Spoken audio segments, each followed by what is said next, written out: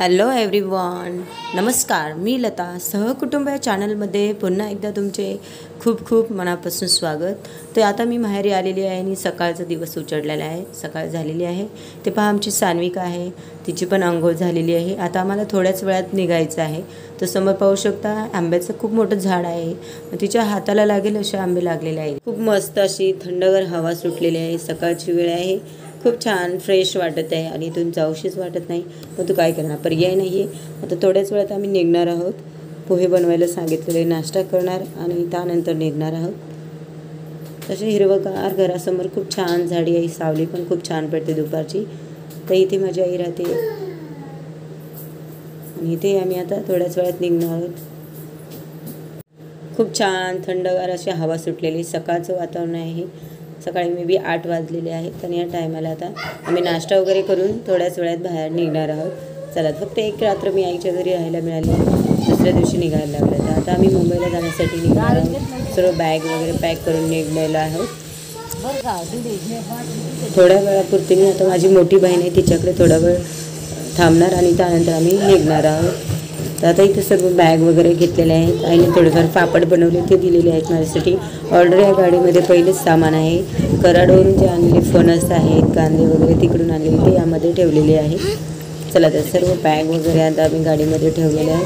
आणि अण्णा म्हणजे माझे वडील हे दुकानावर आहेत, तर जाता जाता दुकानावर पण आम्ही थांबणार आहोत. सकाळची वेळ त्यामुळे दुकान जास्त चांगलं चालते, त्यामुळे ते इथे आले नाही. दुकानावर कोण नसतं त्यामुळे ते दुकानावर तिथे थांबलेले आहे. खूप छान वाटलं. पण 1.5 वर्षातून आता ती गावी आली आहे, आईला भेटले आहे. अण्णा म्हणजे माझे वडील नेहमी येतात मुंबईला, पण तो आईशी भेटणं नाही, बोललं नाही. तर रात्री आम्ही खूप छान गप्पा मारल्या. आता सकाळी निघायला आहोत. जाता जाता आता माझी मोठी ताई तिच्याकडे जाणार आहोत. थोडंफार आईशी आणि बहिणीशी आता गप्पा मारणार आणि त्यानंतर आम्ही इथून निघणार. समोर जी दत्त मंदिर आहे तिथे देवाचं दर्शन घेणार आणि त्यानंतर आम्ही मुंबईला निघणार आहोत.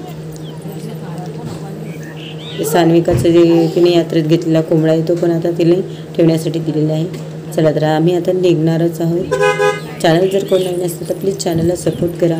हा नवीन चॅनल आहे आणि रिसेंटली मी चालू केलेला आहे. एक सबस्क्राईब जरूर नक्की करा. त्यासाठी कुठलेही चार्जेस नसतात. लाईकसुद्धा करा आणि तुम्हाला कसं वाटलं गावचं वातावरण ते पण कमेंटमध्ये कमेंट करायला विसरू नका.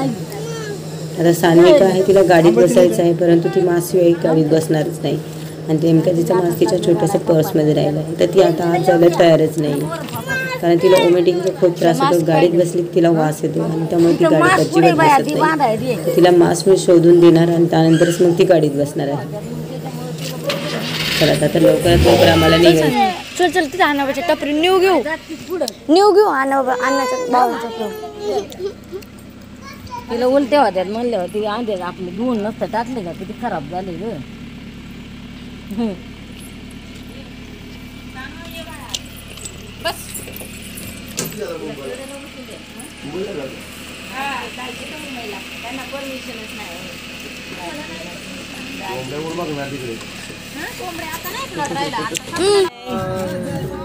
बाय अण्णा बाबाला म्हणा बाय.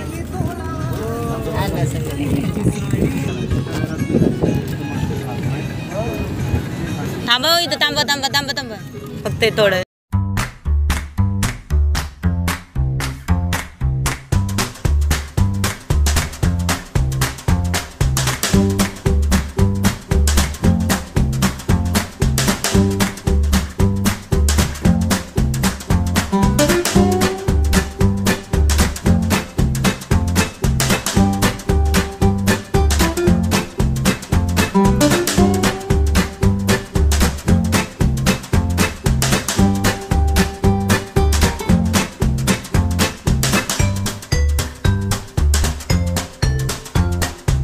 आता इथून निघणार आहोत आम्ही. बहिणींची गाठीभेटी झालेली आहेत. तर चला, तर जास्त वेळ काही ते बोलता आलं नाही, परंतु जे काही ते थोडंफार भेटीगाठी झाले महत्त्वाचं आहे.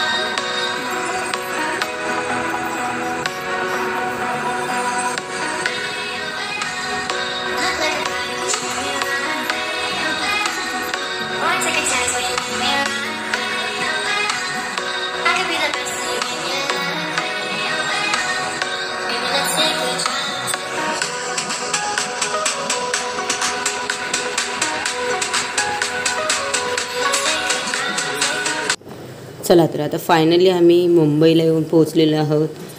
5 दिवसाच्या सुट्टीनंतर फायनली आता घरी पोहोचलेलो आहोत. खूप छान वाटलं. 5 दिवस कसे गेले कळलंच नाही. चला तर घर जवळ आलेलं आहे. तर आजचा व्हिडिओ तुम्हाला कसा वाटला नक्कीच सांगा. हे बघा आम्ही गाऊन काय काय आणलेलं आहे. कराडवरून आणलेले फणस आणलेले 2, प्रसाद आहे देवाचा आणि यात्रेत मुलांसाठी खेळणी घेतलेली आहे. आईने दिलेली ते पापड आहे आणि मोठ्या ताईंकडून ज्वारी आणलेली आहे. त्याचवेळी कांद्याची गोणी आणलेली आहे. चला तर मी आजचा ब्लॉग इथेच संपवते. पुन्हा भेटूया अशाच एका छानशा व्हिडिओमध्ये. तोपर्यंत धन्यवाद.